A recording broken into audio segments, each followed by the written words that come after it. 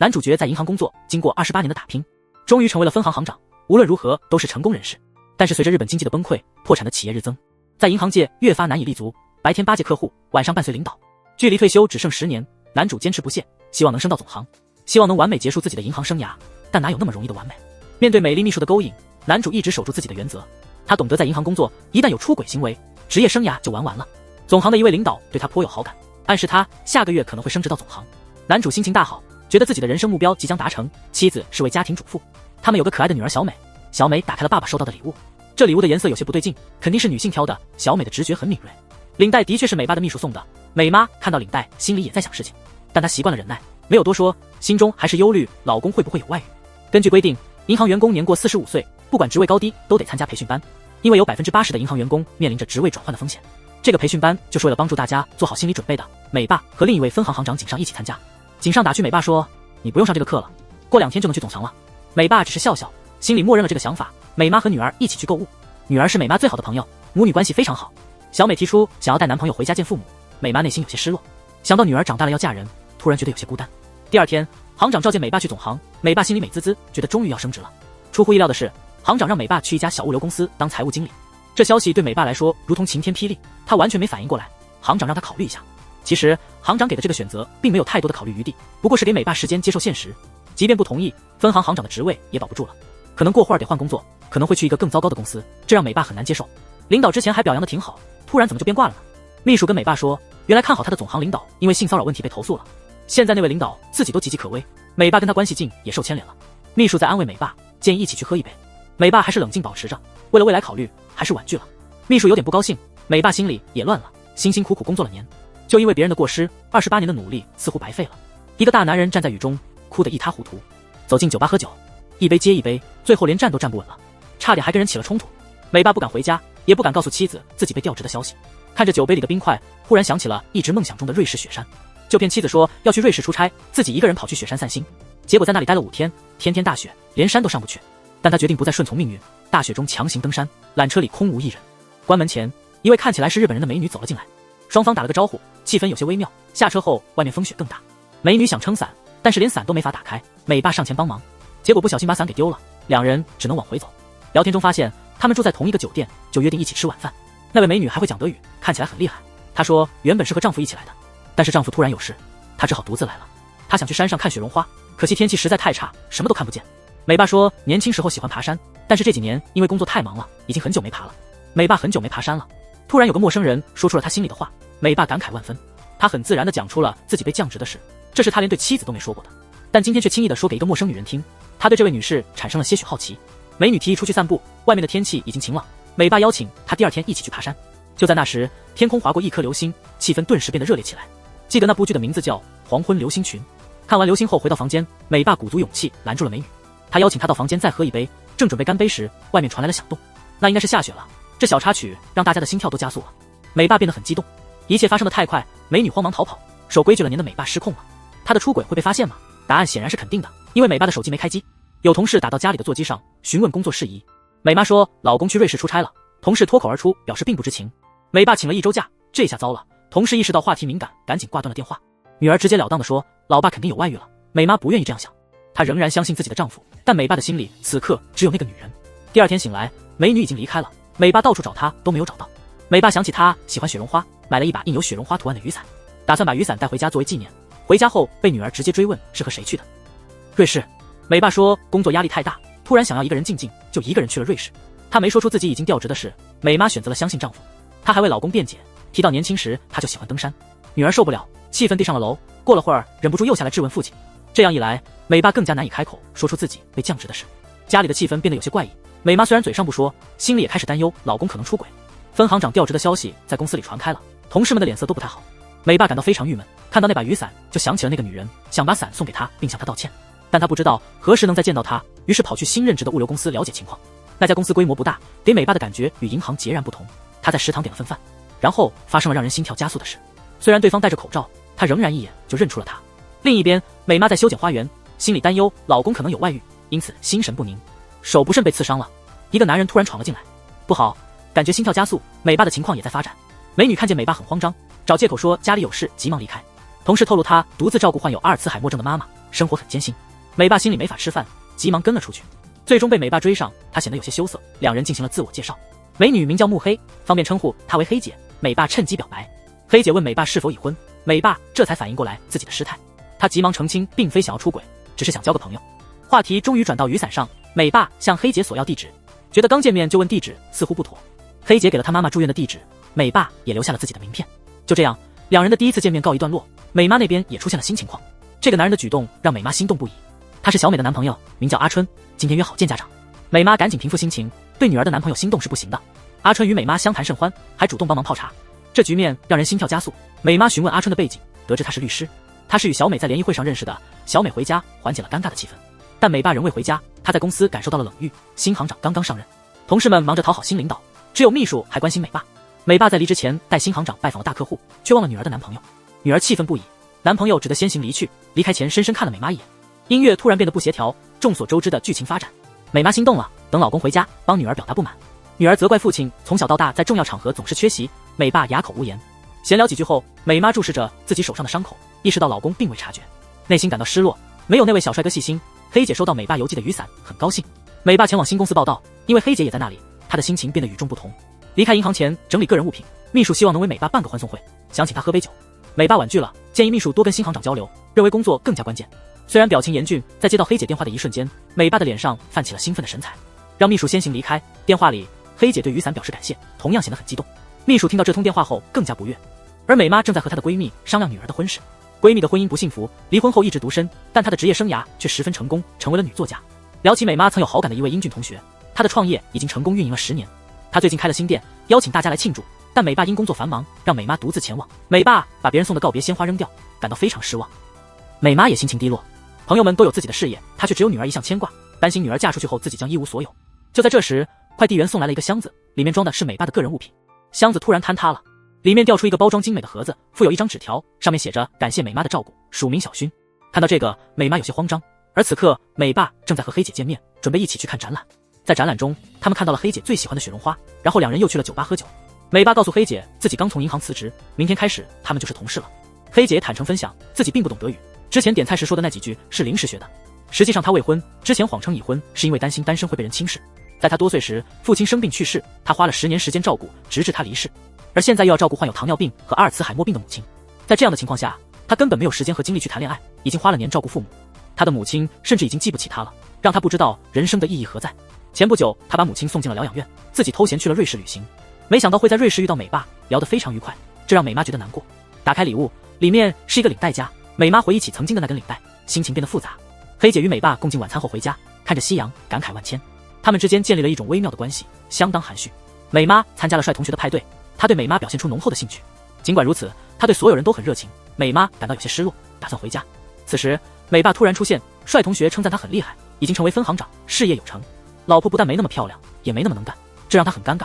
于是他把老婆拉到一边，他想认真的跟他说明转职的事情。老婆看他这么严肃，老婆以为他要坦白外遇，质问他礼物是怎么回事，小勋是谁。他急忙解释，表示只是感谢人家的照顾。结果越描越黑，弄得好像他和秘书之间真的有什么一样。老婆怀疑他和秘书一起去了瑞士。闺蜜说男人多半会有外遇，闺蜜甚至建议他还找个小情人，反正她还这么漂亮。剧情越来越乱了。第二天，他去新公司报道，作为空降的外行领导遭到冷落，同事们对他脸色不好，连吃饭都不带上他。黑姐当天也没来，他感到很孤单。这时才发现手机忘在家里了。老婆发现了手机，急忙送到银行，却发现他已经不在那工作了。秘书告诉老婆，他已经转去物流公司了。这下尴尬了。老婆看到手机里有个女人的名字，正是卡片上的小勋，发现她年轻又漂亮，感觉自己遇到了大挑战。但她意识到真正的敌人不是小勋，而是另一个女人。她在新公司上班，看到黑姐时有些激动，同事看他们俩亲热的样子，忍不住问黑姐，她和新来的是不是老相识？黑姐显得有点尴尬。另一边，老婆脑海里全是秘书的事，觉得秘书在挑衅，连转职都是秘密。她回家，老婆直接问她，今天去公司送手机被秘书嘲笑了。老婆已经知道转职的事，她连忙道歉，解释自己不知道怎么开口，但她坚称和秘书没关系。老婆却不相信，她质问她，不告诉她转职的事，她作为老婆还有什么意义？女儿知道爸爸离开银行后更生气了，直接发脾气。她感到很无奈，女儿开始翻旧账，责怪她总以工作为由放她鸽子，现在连工作都没了，她心情沉重，新工作也不顺心，同事都孤立她，连黑姐都保持距离了，她开始感到绝望。最后，她收到黑姐的消息，黑姐告诉她在公司里不要走得太近，毕竟黑姐有自己的家室，她约她在公司外面见面。黑姐邀请她去爬山，她感到很兴奋，觉得生活又有了奔头。新的工作还算顺心，他们约定下周日去登山。美爸脑海中全是黑姐的身影，洗澡时听到手机铃声，急忙跑出去接电话。电话来的不是黑姐，而是银行的一个老同事，他也换了工作。老同事透露，那位被控职权骚扰的领导可能是受了冤枉。老同事说，下周日有个银行内部高尔夫球赛，或许是翻身的机会。他安排美爸也去参与，可能会有新的转机出现。美爸面前有2个选择，一是和黑姐的约会，一是返回银行的机会。他没有告诉妻子这件事，美妈担心丈夫有外遇，于是去找密友商量。经验丰富的闺蜜建议美妈考虑离婚，提到可以分到丈夫的一部分收入。她认为夫妻不和谐，一辈子都会痛苦，于是偷偷查询了离婚的相关信息。女儿的男朋友到访，小美让她在家里等，她却不经意间看到了那些紧张的网页。剧情开始变得扑朔迷离。小美和男朋友去了她家，春爸已经去世了。春妈知道美爸曾是银行的分行长，春妈说她已故丈夫曾是财务局的副局长，和某银行行长是好友。春妈觉得小美不错，家庭背景也很好，见面礼直接塞在袋子里的方式让人觉得他们的家教似乎有些问题。小美有些不高兴地回到家，她担心春妈会发现父亲转行的事实。美爸也心情沉重，新公司的工作让他不开心，他还想着要不要争取回银行的机会。他给黑姐发了条消息，说有急事，只能改天再约爬山。黑姐感到有些失落，原本高兴的事情又变了。她认为不应该抱有过高的期望。美爸带着啤酒参加了高尔夫球赛，主要是为了陪伴银行的高层领导。他们打球，美爸在一旁助手，捡球计分，忙得不亦乐乎。关键时刻，他递上行长最喜欢的啤酒，让行长十分开心。其他领导注意到了这一幕，假装关心的叫美爸去取积分卡。事实上，他们是故意让美爸离开。他找了半天都没有找到积分卡。电话来了，原来有同事已经把积分卡送去了，行长也已经离开。美爸若想见到行长，就要加把劲。美爸突然意识到自己被利用了，急匆匆地追着行长，心中却有所觉悟。他在思考自己到底在做什么，心想算了，我不干了。另一边，美妈接到女儿男朋友阿春的电话，阿春关心美妈的离婚事宜，美妈赶紧澄清，并没有离婚的计划。听到这个，阿春也就放心了。阿春关心小美最近是不是有什么烦心事，感觉她精神不振。美妈担心阿春多心，主动提出见面详谈。正当黑姐期待与美爸见面时，美爸打来电话说没法按计划去爬山了。美爸提议带黑姐去海边，顺道享用金枪鱼大餐。黑姐感到非常高兴。在银行的那边，很快有人填补了空缺，美爸回归银行的可能性已经没有了。美爸放弃了银行的机会，选择了和黑姐一起愉快的看海吃金枪鱼。饭后，美爸还想继续玩耍，但黑姐提醒他要抓紧时间赶最后一班电车回家。美妈与阿春见面时，告诉了他美爸换工作的消息。阿春表示不在意，认为阿春妈妈也会理解的。然后话题转到了离婚的问题上，气氛有些尴尬。美妈向阿春吐露了她的真实感受，美妈感到受伤，因为老公一直没有告诉她关于转职的事情。美妈觉得自己很孤单，说出这些后觉得有些尴尬，毕竟对方是女儿的男友。阿春表示不介意，鼓励美妈说出心里的话。美妈说她是一个全职太太，虽然说出来也改变不了什么。阿春突然感到激动，阿春的话让美妈感动，从来没有人这样对她说过。话题越聊越感觉不对劲了。与此同时，美爸送黑姐回家，忽然黑姐转过身来冲向美爸，黑姐亲了美爸一口后迅速逃跑。这是不是黄昏时的流行式恋情呢？另一边，阿春在帮美妈擦泪，气氛变得有些微妙。这是不是所谓的第二春？美妈找借口逃离了现场，说是手帕弄脏了。冷静下来后，美妈叮嘱阿春不要将今天的事情告诉小美。美妈心里有个疑问，为什么电视剧中的帅哥们都用手帕，而不是一次性纸巾呢？难道是因为用纸巾不够帅气吗？小美向爸爸透露，这个周末她想带男朋友回家见家长。听到这消息，美爸突然感到紧张，因为发现未来女婿的眼神有些不同寻常，开始询问阿春的家庭情况，问他工资收入多少，还问住的地方是不是自己的房产。阿春老实回答了这些问题。刚工作起步的工资大约是28万，并表示将来工资还会增加。家里有一处200平米的房子，不过那是一栋有50年历史的老房。阿春的父亲在他18岁时去世了，依靠父亲留下的遗产和保险金，他完成了大学和研究生的学业。平时的生活费是靠母亲教钢琴挣的。他家的经济情况并不算富裕，但他承诺将来会努力赚钱，保证不会让小美担心。这时气氛显得有些尴尬。妹妹表示她很在乎父亲的想法，她终于找到了一个不错的男朋友，她希望父亲能够满意。没想到父亲的反应还是这样。梅妈察觉到了这种气氛，她询问丈夫，女儿这么在意父亲的意见，难道是因为她特别尊敬父亲吗？梅爸对女儿表示了歉意。梅妈注意到了阿春的手帕，心里不由自主地开始悸动，但她很快稳住了情绪，提醒自己那是女儿的男朋友，不能有非分之想。梅爸在上班时注意到同事将重要的资料随意放置，于是在吃饭时好心地提醒他。他告诉同事必须将重要文件上锁，否则一旦资料泄露就会麻烦。同事却对此反应强烈。我们公司规模小，没什么盗窃的风险，没必要上锁。美爸感到很无奈。感到被排斥的美爸下班后跟黑姐沟通，黑姐向他解释，公司和银行不一样，我们公司面积小，如果总是锁东西，同事们会觉得你不信任他们。美爸反思后觉得黑姐说的有道理。黑姐因为上次情不自禁亲了美爸而道歉，这让美爸有些尴尬。美爸表示他并不在意那次亲吻，他说自己是成年人了，不像那些小年轻一样一时冲动就做出过激的事，能像现在这样见面吃饭就很满足了。小美洗澡后照镜子，她看到脖子上的吻痕，心里开始回味。美妈虽然看到了那些痕迹，但作为有经验的人，她明白那意味着什么。她告诉自己不要多想，还是早点睡觉吧。结果美妈还是做了春梦，梦里的对象居然是未来的女婿。美爸的行为也有点异常，她独自去爬山，看起来兴奋异常。小美告诉妈妈不用担心，女人一般不喜欢爬山，应该不会有出轨的事。但小美毕竟年纪还轻，不太懂事。美爸并不是一个人爬山，黑姐和她一起去了。黑姐在上山前接到电话，是妈妈从轮椅上摔下来骨折了的消息。美爸建议一起去疗养院看看。黑妈躺在病床上休息，医生让黑姐出去谈论病情。黑妈看到美爸突然感到很兴奋，这情况让人困惑。黑妈似乎也喜欢上了美爸，真是家家有本难念的经。美爸回家后，美妈在收拾鞋子时，发现鞋子上一点泥土都没有，明显没有去爬山的痕迹，但她并没有揭穿这件事。实际上，黑妈患有阿尔茨海默病，结果把美爸误认为是自己的丈夫，开始经营在回忆过去甜蜜夫妻生活的念头里。美妈心里纠结着老公是否有外遇。这时接到女儿的电话，小美说手机遗失在电车上了，联系不上阿春，请求妈妈帮忙。原本她和阿春约好了一起去看电影，但因为突发的工作无法前往，让妈妈去电影院门口替她接阿春。如果方便的话，建议妈妈陪阿春一起看电影。事情变得有趣了，小美你不明白，可能会出问题。美妈在电影院门口找到了阿春，告诉他小美来不了了，让他快走。感觉事情有些不妙，他们看的还是一部爱情电影。美妈心里泛起了春意，她尽力控制自己的情绪。另一头，美爸和黑姐在一起吃饭，黑姐提到她妈妈将美爸误认为是自己丈夫，还说起了夫妻生活的幸福。黑姐表达了自己的羡慕之情，说她自己从未结过婚，不懂这些感情的事。美爸突然抓住这个话题，剧情开始变得不正常。另一方面，美妈看完电影后心情很好，因为很久没有这样的体验了。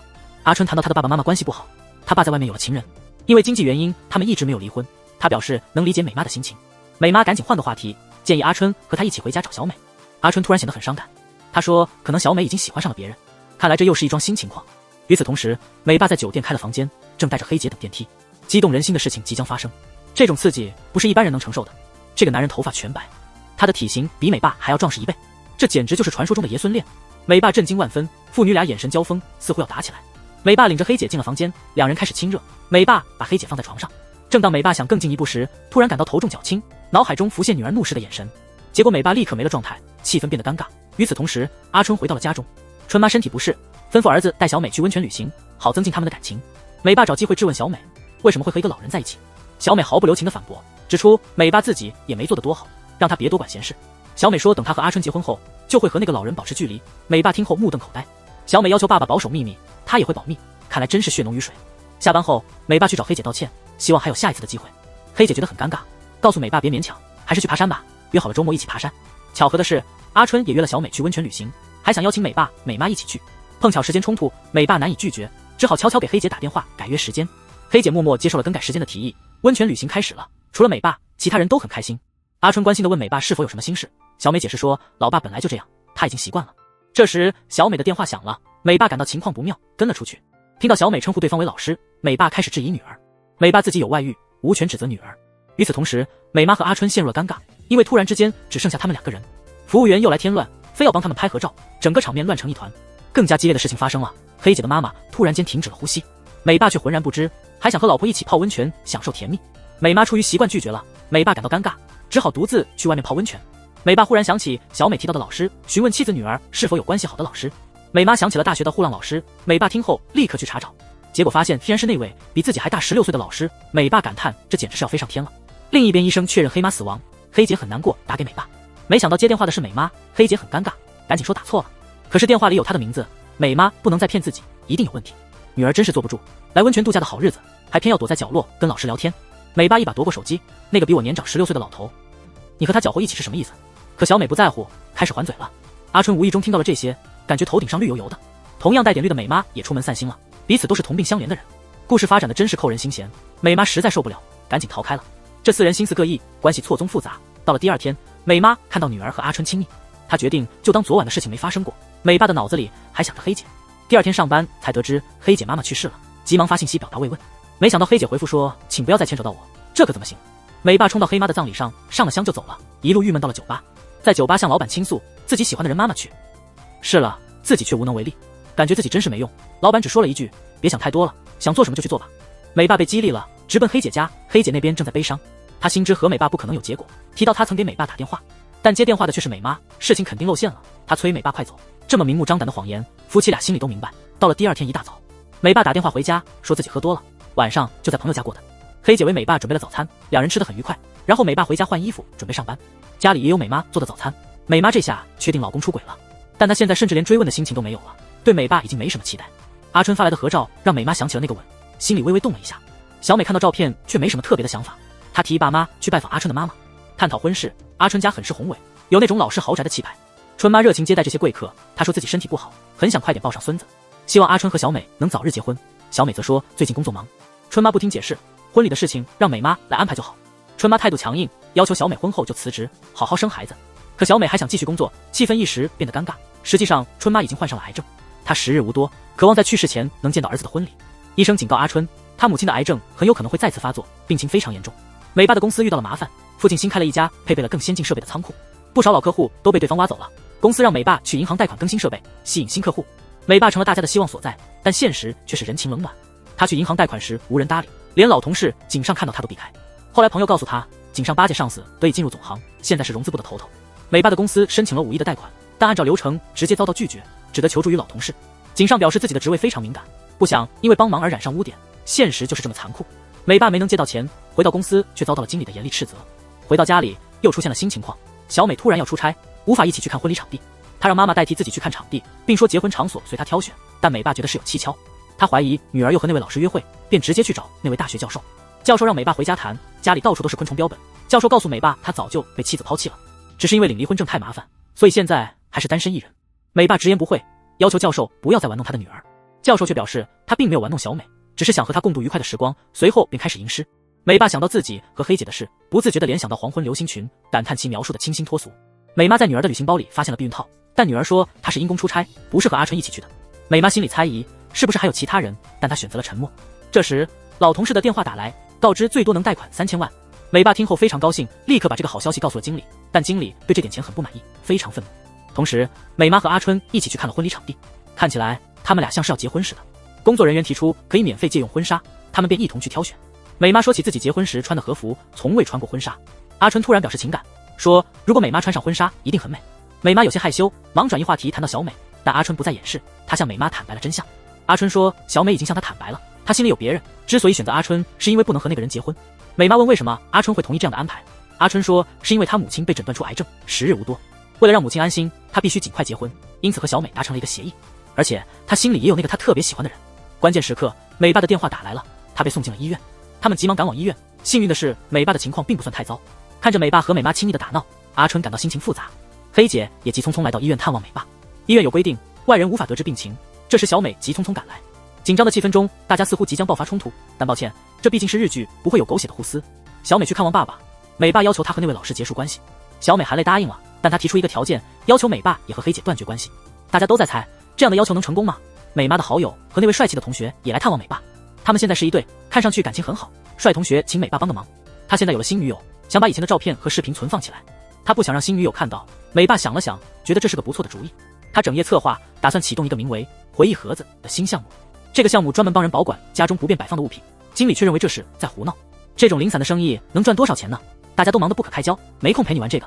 美爸主动请缨，表示一个人就能搞定，这样一来经理也没办法反对，那就让你自己去做吧，不过不会多给你工钱。于是美爸开始四处宣传他的新服务，没想到真的有人需要这项服务。忙于工作，美爸无暇与黑姐约会，黑姐感到有些失落，但她曾答应小美会与美爸断绝关系。另一边，春妈催促着订婚的事定在下周6，但小美对此显得不太热心。她每天都说要加班，晚饭也不回家吃，美爸也是加班到很晚。美妈做了很多美味的面包，却没人吃，这让她感到很难过。美妈在帮助女儿准备婚礼，但小美对此却不怎么上心。美妈询问她是否爱上了别人，小美回答说一切都结束了，她会乖乖的嫁给阿春。美妈劝女儿要慎重考虑，没有感情基础的婚姻是不会幸福的。小美生气了，反问妈妈她的婚姻是否幸福？婚姻不就是这样的吗？要是可以，你给我展示一下什么是恩爱夫妻。小美还追问妈妈，你真心爱爸爸吗？他有外遇你为什么一点都不在意？有能力的话先解决自己的问题吧。面对这些质问，美妈哑口无言。美爸因为新项目添置了设备，结果遭到经理的痛斥。黑姐看在眼里，下班后带着食物帮忙美爸，她帮忙整理客户的照片和资料。黑姐认为这个服务挺好，如果能通过手机申请就更方便了。美爸听了这个建议，觉得很有启发。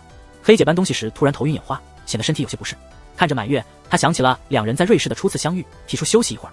他们在月光下品尝食物，同时美妈也在家中遭到女儿的斥责，想要关心一下美爸。美妈带着新烤的面包到公司找她，却意外看到了美爸和黑姐的亲密场面，尴尬到无法直视，默默地回家了。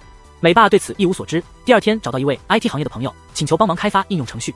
IT 老板对这个点子很感兴趣，决定亲自参与，帮助美爸进行全面的市场营销。他们的操作大获成功，新业务订单迅速增多，一天的订单量超过了100单。美爸终于看到了盈利的希望，业务繁忙到一个人忙不过来，经理也终于同意让其他人加入协助。黑姐看着忙碌的美爸，表情却异常严肃。阿春的表情也很凝重，因为他妈妈的癌症复发了。春妈劝儿子要乐观一些，能看到他结婚，他已经觉得很幸福了。美爸加班加点工作，家中的美妈感到十分郁闷。恰好阿春打电话过来，他说要送小美回家，并提出想要拜访美妈。美妈觉得时机刚好，就带了自己做的新鲜面包，但到家的只有阿春，小美并没有一起来。阿春欺骗美妈想单独见她，她狼吞虎咽地吃着面包，显得非常高兴。美妈则感慨万分，现在只有阿春还喜欢吃她的面包，老公和女儿都不理睬她。最近她还发现老公可能有了外遇，春妈感慨自己的婚姻已经黏了，她觉得自己与老公之间的距离越来越远，这不全是老公的错，这其中大家都有责任。看到美妈情绪低落，阿春提议去游乐场放松一下，他们在尖叫声中释放压力，玩得十分开心。美妈久违地露出了笑容，剧情变得有些不妥。阿春送美妈回家，这种情况实在像是情侣之间的互动，但毕竟阿春是女儿的未婚夫，而且不久后就要订婚了。美爸询问小美是否和老师结束了关系，小美回答说老师即将去伦敦当教授，他们将不会再见面。小美反问美爸是否分手了，美爸还在犹豫当中，显然他们并未分手。他解释说是因为黑妈不久前去世了，找个机会再说分手的事。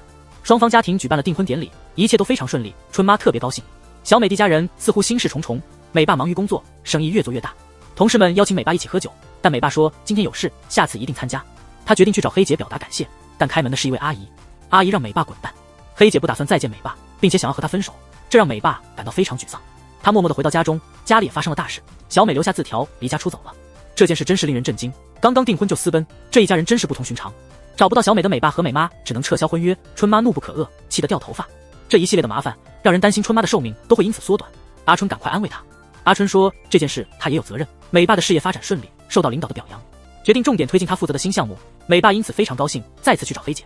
这一次黑姐在家，她向美爸坦白作为一个独立女性生活有多艰难，她担心这会影响到工作，不想和美爸的关系模糊不清。美爸因此心神不宁，女儿的突然离家让美妈非常担忧。这时一位阿姨突然闯入他们家，她是与小美私奔的老师的妻子，联系不上自己的丈夫，她也很担忧，表示老头有很多健康问题，年纪也大了，会有许多麻烦。她认为年轻姑娘不可能接受这样的生活，不久后肯定会离开她。不管怎样，她肯定不会选择离婚。如果有他们的消息，请务必告诉她。事态的发展真是让人难以置信，美妈感到非常沮丧，丈夫出轨，女儿私奔，她觉得自己的一生都白费了。美爸则是努力工作，到银行感谢老同事。看到美爸工作的那么开心，老同事们都有些羡慕他离开银行的决定。看来在银行工作也不是那么好混。美爸工作的热情更加高涨，经理也开始改变对他的看法。经理邀请他一起喝酒，正喝着酒，小美打来电话说他在机场想见父亲最后一面。美爸告诉小美，他的妻子不同意离婚，问他还是决定离开吗？小美表示他并不想和那位老师结婚，只是想要陪伴在他身边。他向美爸道歉，说是他请求黑姐和爸爸分手的，因为他不满爸爸被别人抢走。以前在美爸心里，工作永远排在家庭之前，现在连黑姐也排在了他之前。小美嫉妒心很强，再也忍受不了，结果变成这样，她不好意思去见妈妈，爸爸让她给妈妈打电话说再见。小美向妈妈说对不起，坦诚自己太任性了，妈妈也无计可施，只希望女儿过得好就好。场面挺感人的，女儿最终还是离开了，妈妈很难过，但她没有接受爸爸的安抚，爸爸只能埋头苦干。突然接了银行的电话，让他下周去总强一趟，这是什么意思呢？黑姐因为身体不好在家养病，其实心里也一直惦记着小美，但她不想破坏爸爸的家庭，觉得现在这样也挺好。命运弄人，他们又在常去的小酒馆里相遇了。爸爸叫住黑姐，在她面前问老板，女儿抛弃未婚夫，和一个比她大40岁的老头私奔，他这个父亲束手无策。其实他能理解女儿的心情，因为他自己也有过同样的感受，喜欢上了不该喜欢的人。一方面不想让家人失望，但又很想见到他，现在真不知道该怎么办。老板明白他的意思，还能怎样呢？我走了，你们自己看着办。黑姐也很动情，说她也想见爸爸，不想和他分开。爸爸又约黑姐去爬山，爬山这事似乎总不太平。黑姐正要出门，突然感到视线模糊，急忙去医院检查，这些症状几个月前就开始了，手也会有麻木感。医生检查后说是糖尿病，还有别的情况，但没说出来，看来病情不轻。爸爸等不到黑姐，只收到了一段莫名其妙的话。另一边，妈妈向阿春道歉，因为小美走了，爸爸又有了别的女人。阿春向妈妈提出正式交往，妈妈还是拒绝了，觉得年龄差距太大，劝阿春找个合适的人家结婚。阿春提出了最后一个请求，请妈妈到他家里坐坐，亲自为他泡茶。春妈正在楼上休息，阿春和妈妈在楼下品茶，气氛有点暧昧。阿春一时冲动握住了妈妈的手，没想到春妈下楼看到了这一幕。爸爸没找到黑姐，心情很沉重，突然接到了银行老领导的电话。老领导告诉他，他的问题已经解决了，可以正式回银行工作了，还告诉他一个好消息，老领导让他回银行上班。一切来得这么突然，肯定有什么问题。领导说银行现在有些混乱，他们需要一个能手来进行改革，这个任务挺棘手的，美爸得好好考虑一番。当他回到家时，发现老婆不在，原来美妈正在和阿春暧昧，但在关键时刻他选择了停下来。阿春并没有就此放弃，他表示愿意等待，两人的关系变得有些复杂。几天后的某天，银行行长亲自给美爸打了个电话，请他回去工作。美爸仍旧犹豫不决，他的新业务才刚刚开始起步，和同事们的关系也非常愉快。现在回到银行显然不会是轻松的工作，这让他很难做出选择。如果你是美爸，你会怎么选择？工作还没有完全稳定，家里又出现了新的难题。美妈突然说要搬出去住，这让美爸非常震惊，而美妈却显得很淡定。她说她看到美爸和黑姐在一起的样子，那种幸福的感觉是美爸从未体会过的安稳。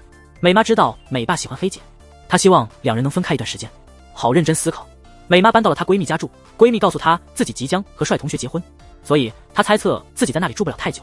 美爸继续忙于工作，他和同事们的关系越来越好，但是回到家他只能吃泡面，手忙脚乱的生活让他想念起妻子，同时他也想念黑姐。看到外面月色宜人，便拍了照片发给了黑姐。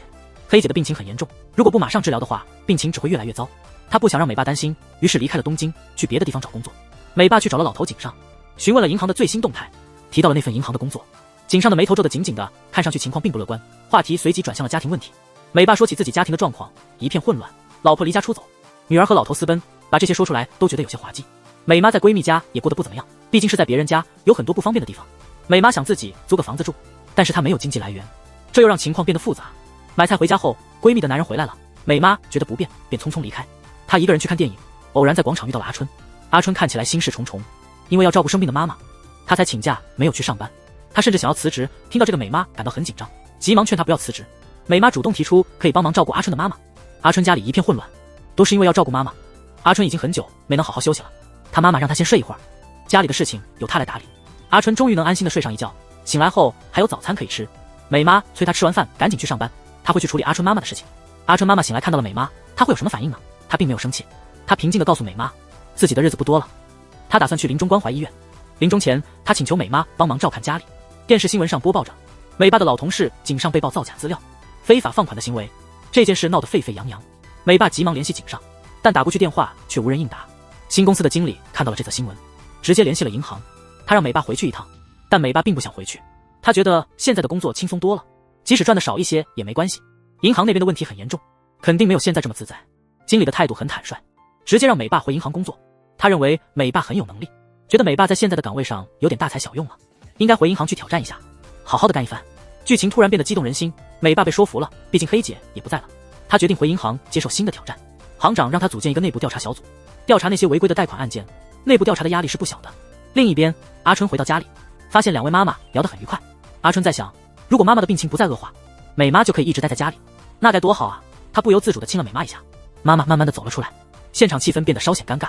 美爸才开始展开调查工作，负责贷款业务的老同事井上竟然选择了自杀，姐姐的势力正逐渐减退。故事突然变得哀伤，同事挽留黑姐，发现她身体不适，建议她去食堂工作。母亲被送往临终关怀医院，医院的条件非常好。阿春在办理入院手续，春妈感激美妈，因为有她帮忙，儿子才不必辞职。但她表示，一切帮助只能到今天为止，请美妈离开阿春。美妈无言以对，只能默默离开。这对母子关系也颇为复杂。美妈不知去向，她只能回到自己家中。恰巧美爸也回到家里，他让美妈去医院看望井上。井上虽然跳楼，但幸存了。美爸感到难过，他不愿意相信井上会有违法放贷的行为，他认为一定是高层的指示，井上也是迫不得已。井上为了保住自己的职位，只能听从上级的命令。事已至此，井上劝美爸要珍惜身边人。美爸终于向美妈敞开心扉，两人的关系开始改善。阿春发信息想和美妈见面，美妈坚决拒绝，她说他们不会再见面了。美妈还删除了阿春的联系方式，看来她决定回归家庭。与此同时，黑姐的病情越来越严重，她忍痛坚持工作。电视采访中看见美爸，得知他重回银行岗位。美爸在新闻发布会上承诺要深入调查不当放贷事件，不排除银行高层的涉及。戴眼镜的高管大为火冒，他责骂美爸损坏了公司的形象，但美爸坚持要调查到底。黑姐看到美爸又有活力了，为他感到高兴。她想美爸一定是有家人的陪伴，过着幸福的生活。她决定要坚强起来，独自一人好好生活。美爸持续调查，没人为出事的井上辩护，大家都不愿意与高层作对。美妈随口说井上真是太不幸了，在这种情况下，只有妻子会陪在他身边。美爸找到了井上的妻子，妻子说井上本性胆小，都是被上级逼迫的。妻子给美爸看了一个视频，视频里井上在和儿子下棋时接到了上级的电话，场面很是紧张。戴眼镜的高层曾逼井上跳楼来了结这件事，没想到被美爸揭露了，因此几位涉事的高层被解职。美爸因此立下大功，他回家向美妈表示感谢，感谢她的支持。看上去他们俩恢复了以往的好关系。那晚久别重逢，久别重逢的夜晚。到这里，大家可能会以为故事会有个回归家庭的结局，一个大团圆的结局，但故事还没有结束，还有出人意料的转折。第二天，美妈直接提出了离婚。她说她现在的生活很美好，但她清楚美爸心里一直有着别人，她认为还是分开比较好。美妈坦言自己心中也有所爱，虽然有些错愕，却也只能默默接受。阿春看着摩天轮，不禁想起了美妈。春妈察觉到了儿子的心绪，她问阿春有没有见过美妈。阿春回忆起初中3年级的时候，那时妈妈让他退出篮球队，让他全心准备考试，如果不退，妈妈威胁要杀了他，然后自杀。自那之后，阿春变得非常听话，从未做过妈妈不喜欢的事。银行对美爸的表现非常满意，他们打算提拔他为总经理，没想到美爸却提出了辞职。他觉得自己能做的都已经做了，他决定搬出去，像妈妈一样开始新的生活。美爸临走前询问美妈心中所爱之人，但美妈没有回答。3个月后，美爸来到了熟悉的酒吧，他好奇墙上挂着的辣妹是谁。酒吧老板告诉他，那是传说中的脱衣舞女，她曾被坏人骗去坐了牢，说好她出狱后就要一起生活。老板已经等了40年，他即将出狱。这时，美爸的老同事也来酒吧喝酒，看到美爸，他非常激动。美爸在同事眼中一直是一个好同事。另一边，美妈看到杂志上关于美爸的报道，她感到很高兴，偷偷地把杂志收藏起来。美爸开始了新的生活，他终于可以自由地去爬山了，投入到大自然的怀抱中。可西身边没有人陪伴，黑姐继续她的工作，但她的视力日渐衰退，她甚至晕倒了。同事去宿舍帮她拿钱时，发现抽屉里有关美爸的报道。回想起黑姐看美爸时的眼神，她会采取什么行动呢？美妈到帅哥同学的店里帮忙，烘焙面包是她的强项。休息时间里，她收到了女儿在伦敦的快乐视频。她又接到了一个陌生的电话，阿春说母亲想见美妈，春妈又有什么新计划？见面时先问候了美妈的家人，美妈透露自己已经离婚了。春妈有些惊讶，赞美美妈的勇气，人不可貌相。美妈坦言原本害怕一个人生活，但一个人生活后发现也挺好，关心别人就像照顾孩子一样。春妈感到羡慕，她希望能够继续活下去，可惜知道自己时日不多。她再次拜托美妈，提到儿子需要美妈，希望美妈能与儿子共度时光。这位母亲也算得上是个奇人，美妈会同意吗？回到家，收到银行寄来的明信片，她急忙打电话给美爸，告诉他信上的内容。在美妈的鼓励下，美爸找到了黑姐，两人紧紧拥抱在一起。3年后，美爸用退休金在山脚下开了一家雪绒花咖啡厅，与黑姐一起过上了幸福快乐的生活。渊木共子，美妈继续烘焙面包，她并不孤单，阿春也在她身边。天空中流星划过，黄昏流星群迎来了完美的结局。这个结局大家满意吗？